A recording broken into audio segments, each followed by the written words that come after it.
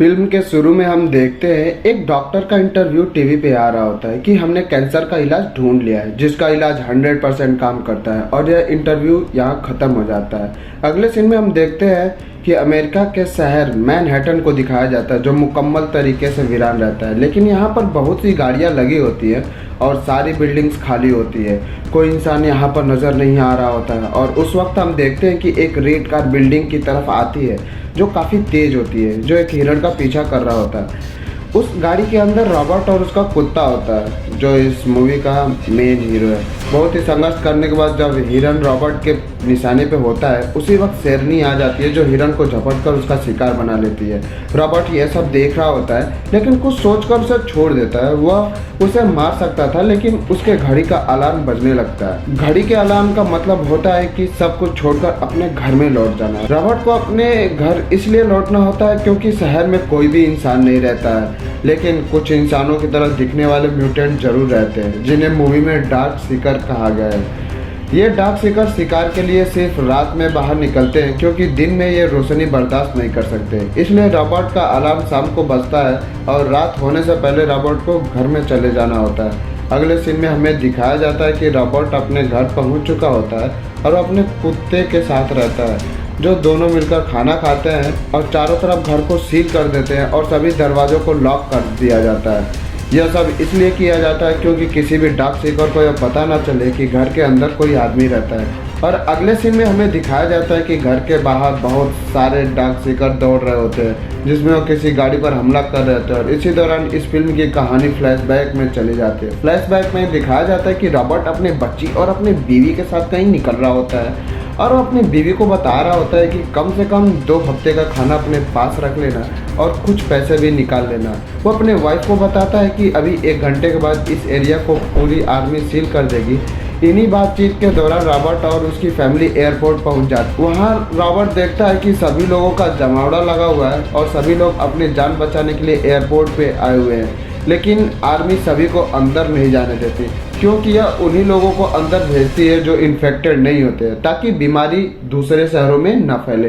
अगले सीन में हम देखते हैं कि आर्मी एक तरीके की मशीन का इस्तेमाल कर रही होती है जो लोगों को स्कैन करके बता देती है कि कौन से लोग इन्फेक्टेड हैं और कौन से नहीं हैं। इसी बीच रॉबर्ट की बेटी और उसके वाइफ को स्कैन किया जाता है। रॉबर्ट की बेटी तो इन्फेक्टेड नहीं होती है लेकिन उसकी वाइफ बुरी तरह इन्फेक्टेड दिखाई जाती है। तभी रॉबर्ट बहुत ही नाराज़ होता है और अपने अफसर को दोबारा चेक करने के लिए बोलता है। उसके बाद उसकी वाइफ भी क्लियर हो जाती है। रॉबर्ट एक आर्मी का अफसर रहता है जिसकी वजह से उसे स्पेशल ट्रीटमेंट दिया जाता है और उसे सिटी से बाहर जाने के लिए एक हेलीकॉप्टर प्रोवाइड कराया जाता है। अब हेलीकॉप्टर उड़ने वाला होता है तब तक दूसरा चॉपर इसी तरफ आ रहा होता है, लेकिन डार्क सीकर उस पर हमला कर देते हैं और यह डिसबैलेंस हो जाता है जिसके वजह से रॉबर्ट के हेलीकॉप्टर के साथ क्रैश हो जाता है और दोनों हेलीकॉप्टर में बैठे हुए सभी लोग मारे जाते हैं जिसमें रॉबर्ट की वाइफ और उसकी बेटी भी होती है।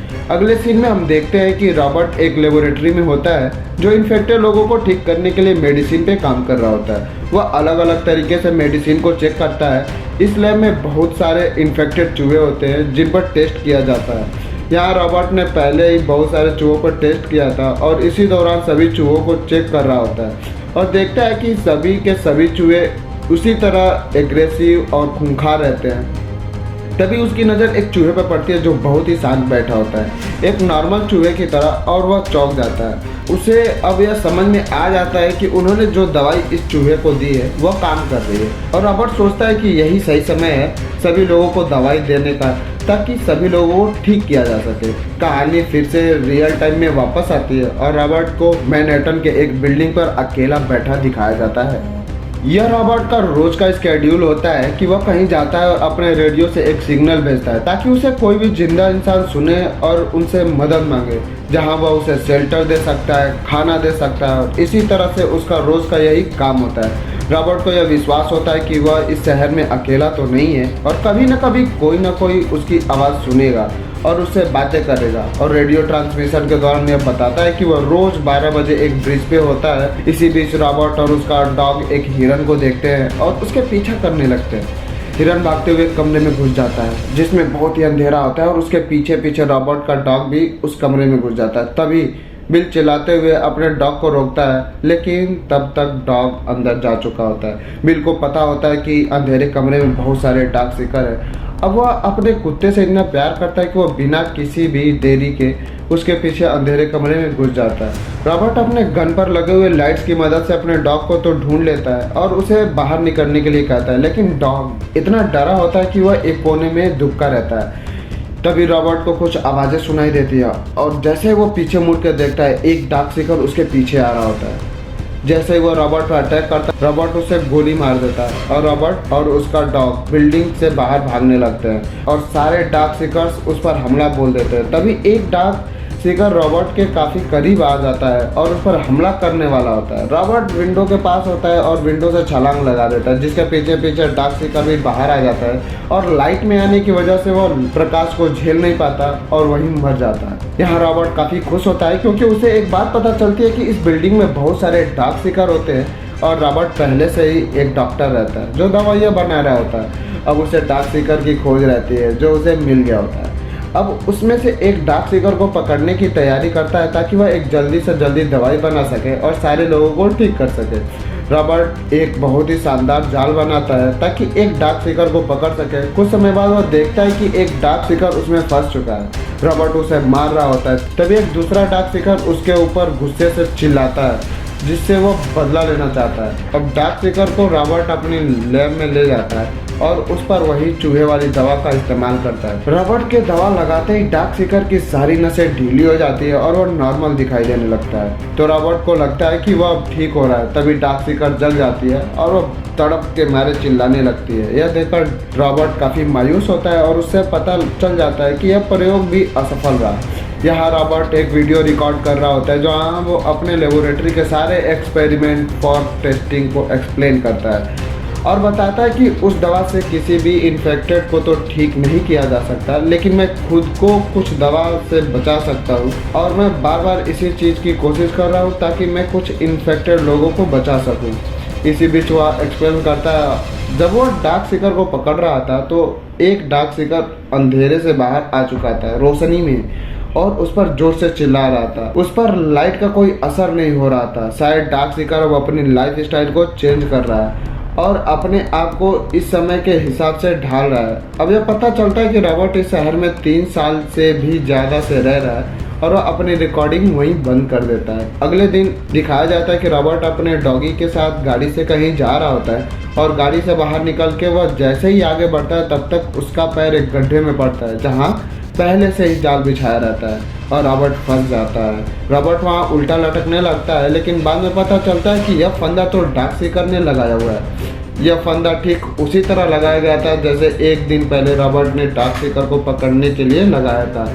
अब रॉबर्ट हवा में लटकते हुए बेहोश हो गया होता है। उसका डॉगी नीचे खड़ा हो रॉबर्ट पर भौंक रहा होता है, उसे जगाने की कोशिश करता है। सीन बदलता है और हमें दिखाया जाता है कि शाम होने वाली है। रॉबर्ट की घड़ी में अलार्म बजता है और रॉबर्ट जग जाता है। नीचे उसका कुत्ता भी भौंक रहा होता है कि शाम हो गई है, जल्दी से अपने आप को छुड़ाओ और घर चलो। रॉबर्ट अपने पैंट से चाकू निकालता है और रस्सी को काटता है। नीचे गिरते ही वह चाकू उसके पैर में घुस जाता है और वह जख्मी हो जाता है। इधर शाम हो गई होती है और डार्क सीकर बाहर निकलने लगते हैं। तभी रॉबर्ट देखता है कि यह वही डार्क सीकर है जो उस दिन दिखा था। यह सभी डार्क सीकर्स का लीडर होता है। इन सीकर्स के पास डॉग भी होते हैं जो इन्फेक्टेड होते हैं, जो रॉबर्ट और उसके डॉग पर छोड़ देते हैं। रॉबर्ट उन दोनों कुत्तों को तो गोली मार देता है, लेकिन एक डॉग रॉबर्ट के डॉग को काट लेता है और वह इन्फेक्टेड हो जाता है। रॉबर्ट अपने डॉग को घर लाता है और अपने लेबोरेटरी से जितनी भी मेडिसिन उसने बनाई होती है वह सभी के सभी अपने डॉग पर लगाता है। वह सोचता है कि उसका डॉग ठीक हो जाए, लेकिन इन्फेक्टेड होने के कारण वह ठीक नहीं हो पाता है और रॉबर्ट अपने दिल पर पत्थर रखकर अपने डॉग का गला दबा देता है। वह मर जाता है। अब अपने डॉग के मरने की वजह से रॉबर्ट इस शहर में बिल्कुल ही अकेला हो जाता है। अब रॉबर्ट बहुत ही गुस्से में होता है। जहाँ रॉबर्ट दिन में निकलता है, अब वह रात को ही अपनी गाड़ी लेकर निकल जाता है। उन सारे डार्क सीकर्स को कुचलता हुआ आगे निकलता है और सारे सीकर्स को मारते हुए आगे बढ़ता है। तभी कुछ दूर जाकर उसका छोटा सा एक्सीडेंट हो जाता है और उसकी गाड़ी पलट जाती है। सीकर्स का बॉस गाड़ी के पास आता है और उसे नुकसान पहुंचाने वाला होता है। तभी एक बहुत तेज रोशनी इस गाड़ी पर पड़ती है और सारे सीकर्स वहां से भाग जाते हैं। तभी वह शख्स जो लाइट जला रहता है वह रॉबर्ट के पास आता है और उससे पूछता है कि आप कहाँ रहते हैं? रॉबर्ट बेहोशी की हालत में कुछ जवाब देता है। वह उसे अपने जगह पर लेकर जाती है। जब रॉबर्ट उठता है तो देखता है कि उसके सामने एक औरत है जो उसकी जान बचाई रहती है। वह बहुत ही हैरान होता है लेकिन खुश भी होता है कि यहाँ 2 लोग जिंदा हैं। अब वह औरत रॉबर्ट को बताती है कि मैंने आपका रेडियो ट्रांसमिशन सुना था और इस वजह से मैं वहाँ गई और आपको बचा पाई। वह रॉबर्ट को बताती है कि वह ऐसे जगह पर जाना चाहती है जहाँ पर और भी इंसान हैं और वह जगह काफी सेफ है। बहुत सारे सिक्योरिटी गार्ड हैं जहाँ यह लोग नहीं पहुँच सकते और वहाँ कोई वायरस नहीं है। रॉबर्ट यह सब सुनकर कहता है कि अपने सपनों से बाहर आओ, ऐसी कोई जगह नहीं है। तो वह औरत कहती है कि नहीं, ऐसी जगह है। तो रॉबर्ट कहता है कि ठीक है और वह उसी दरमियान अपने सारे दरवाजों की खिड़कियों को बंद करने लगता और कहता है कि शायद तुम्हें दिन में आते हुए उन्होंने देख लिया हो और वह तुम्हारा पीछा करते हुए यहाँ तक आ सकते हैं। लेकिन वह औरत बहुत ही चालाक होती है। वह अपने घर के चारों तरफ माइंस बिछाई होती है जिससे अगर कोई भी शिकार अंदर आए तो वह ब्लास्ट हो जाए। कुछ ही देर बाद हम देखते हैं कि बहुत सारे डार्क शिकर्स उसके घर के तरफ आते हैं और उनका पैर माइंस पर पड़ जाता है जिससे सारे के सारे शिकर्स ब्लास्ट हो जाते हैं। उनके चिथड़े इधर उधर उड़ते हुए दिखाई देते हैं। लेकिन उन लोगों की तादाद इतनी ज़्यादा होती है कि अभी भी कुछ बचे हुए होते हैं और वह उसके घर में घुस जाते हैं। तो घर में घुसते ही रॉबर्ट उन पर गन चलाने लगता है और कुछ तो डॉग शिकर मर जाते हैं लेकिन कुछ उस पर हमला कर देते हैं। तब वो उस बच्चे को लेकर अपनी उसी लेबोरेटरी की तरफ भागता है जहाँ वह पुराने डॉग शिकर्स को कैद किया रहता है और उस पर एक्सपेरिमेंट करता है। वहाँ पहुँचने के बाद देखता है कि वह काफ़ी हद तक ठीक हो चुकी है। वह आधी इंसान बन चुकी है और आधी शिकर। और इसी दौरान सारे शिकर्स लेबोरेटरी में हमला बोल देते हैं। लेकिन लैब का ग्लास बुलेट प्रूफ ग्लास होता है जो आग या गोली या फिर किसी भी चीज़ों को रोक सकती है। रॉबर्ट बहुत ही फुर्ती दिखाता है और तुरंत ग्लास डोर को बंद कर देता है। उधर सारे शिकर्स इस पर हमला बोल देते हैं। उनके पीछे आग लगी हुई होती है। अब वह दरवाजे की तरफ आना चाहते हैं लेकिन रॉबर्ट उन्हें समझाता है कि यह भी एक डार्क शिकर है लेकिन मैंने इसे ठीक कर दिया है। लेकिन शिकर्स को यह समझ में नहीं आता और तभी उनका बॉस उनके सामने आ जाता है और वह अपना सर ग्लास के दरवाजे पर पटकने लगता है। कुछ ही देर बाद वह ग्लास को आधा तोड़ दिया रहता है। तब तक बिल को पता लग जाता है, बिल का मतलब रॉबर्ट। तब तक रॉबर्ट को पता लग जाता है कि अभी ये रुकने वाले नहीं है। वह उस ठीक हो रहे सीकर्स के ब्लड सैंपल को निकालता है और औरत को दे देता है और उसे कहता है कि यही इस बीमारी का इलाज है, तुम इसे लेकर जाओ और उसे बस्ती में उन लोगों को देना जो वहाँ पर वे लोग इलाज करते हैं। यही इस बीमारी का इलाज है। रॉबर्ट उस सैंपल के साथ उस औरत को घर से अपने बैक डोर से बाहर कर देता है और एक हैंड ग्रेनेड लेकर उन डार्क शिकर्स के बीच में चला जाता है और ग्रेनेड का पिन निकाल देता है। रॉबर्ट के साथ सारे डार्क शिकर्स बम के साथ ब्लास्ट हो जाते हैं। अगले सीन में हमें दिखाया जाता है कि वह औरत अब उस जगह पहुंच चुकी है जहां वह जाना चाहते थे।